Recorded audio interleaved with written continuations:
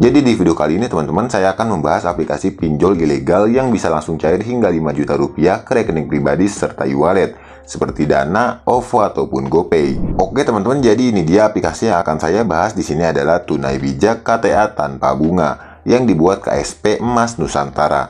Aplikasi ini sudah tersedia di Play Store ya teman-teman. Untuk rating aplikasi ini mendapatkan 3,9 bintang dari 20.000 ulasan dan telah di-download lebih dari 100.000 kali download teman-teman. Tapi sebelum kita lanjut ke dalam aplikasinya, perlu kalian ingat bahwa aplikasi pinjol yang legalitasnya sah dan resmi secara hukum di Indonesia harus terdaftar di OJK atau Otoritas Jasa Keuangan. Jadi kita cek bareng-bareng apakah aplikasi Tunai Bijak KTA tanpa bunga ada di list OJK atau tidak. Oke teman-teman, jadi ini dia daftar perusahaan fintech lending yang sudah berizin OJK per 3 Januari 2022. Di sini total ada sekitar 103 aplikasi pinjol yang sudah berizin resmi teman-teman. Jika aplikasi Tunai Bijak ada di list ini, sudah dipastikan aplikasi tersebut pinjol yang legal.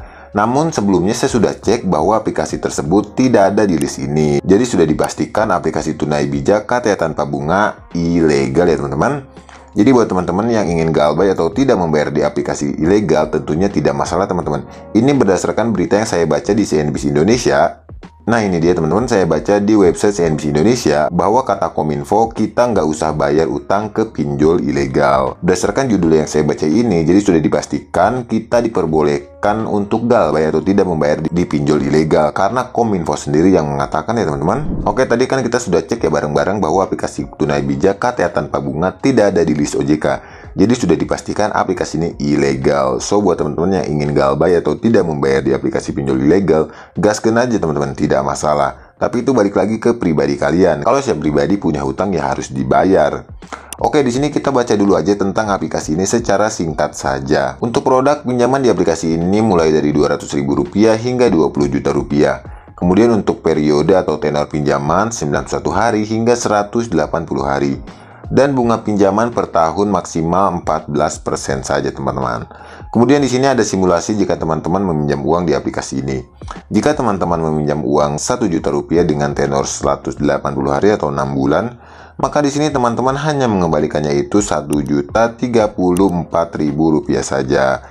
Kemudian teman-teman bisa scroll ke bawah, di sini ada info tentang aplikasi ini. Aplikasi ini dirilis pada 6 Oktober 2020 dan telah di-download lebih dari 100.000 kali download teman-teman. Sedangkan untuk izin akses di aplikasi ini cukup banyak ya teman-teman. Seperti biasa di pinjol ilegal, aplikasi ini dapat mengakses kamera, kontak, lokasi, penyimpanan, dan lainnya.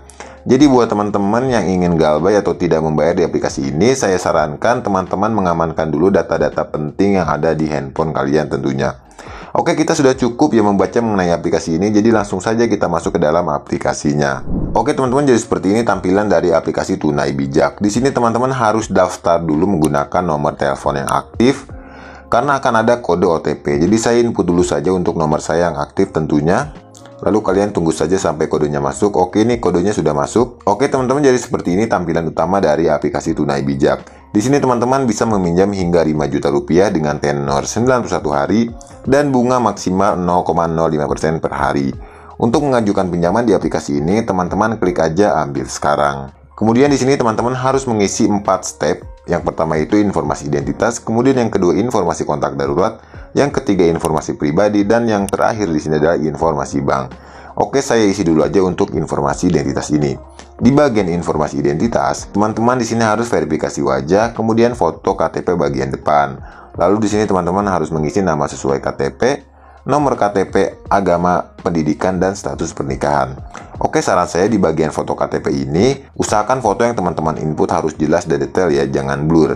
Jadi teman-teman bisa mengambil foto di tempat yang cukup cahaya. Kemudian setelah teman-teman selesai untuk mengisi informasi identitas, lalu dilanjutkan di sini teman-teman harus mengisi kontak darurat. Di sini teman-teman harus menginput 2 kontak darurat. Di kontak darurat pertama, teman-teman bisa memilih di sini pasangan, orang tua, anak, saudara, kerabat, teman, rekan kerja, dan lain-lain. Kemudian di kontak darurat kedua pun sama. Teman-teman bisa isi aja sesuai dengan kontak darurat yang ingin teman-teman tautkan. Saran saya di bagian kontak darurat ini, agar pengajuan teman-teman langsung di ACC, di bagian kontak darurat ini, teman-teman bisa menginput nomor telepon yang aktif tentunya. Oke, di sini saya isi dulu aja untuk bagian kontak darurat ini. Kemudian dilanjutkan di sini teman-teman mengisi informasi pribadi. Di informasi pribadi ini teman-teman mengisi untuk tujuan pinjaman, lalu pekerjaan, nama perusahaan, penghasilan per bulan, dan alamat tempat tinggal. Saran saya di bagian tujuan pinjaman ini, teman-teman bisa memilih untuk kebutuhan darurat saja. Jangan memilih untuk kebutuhan biaya konsumtif ya teman-teman. Di bagian tujuan pinjaman ini, di sini saya akan memilih untuk biaya kesehatan. Lalu untuk di bagian informasi pekerjaan, jika teman-teman tidak bekerja atau belum memiliki pekerjaan, di informasi pekerjaan ini teman-teman bisa memilih di sini pengusaha. Lalu untuk nama perusahaan, teman-teman bisa menginput nama perusahaan dengan awalan CV, lalu dilanjutkan dengan nama perusahaan yang bebas terserah teman-teman. Di sini contoh saja saya akan mengisi untuk nama perusahaan CV Ekaru Mobil. Ekaru Mobil. Nah, seperti ini teman-teman, kalian bisa menginput nama perusahaan diawali dengan CV dan dilanjutkan dengan nama perusahaan yang bebas. Kemudian untuk penghasilan per bulan, teman-teman bisa mengisi di atas 5 juta rupiah. Di sini saya akan isi saja 6 juta rupiah.